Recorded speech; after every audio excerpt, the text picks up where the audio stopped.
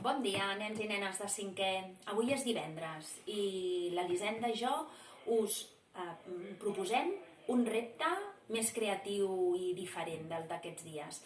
Es tractaria que féssiu un cartell, potser no tan gran com aquest, però en aquesta línia, encoratjant, un missatge positiu, un eslògan, una frase que enganxi, animant doncs, a tots els nostres companys o els professors o vaja, a la comunitat educativa, a tots els que formem part de l'escola.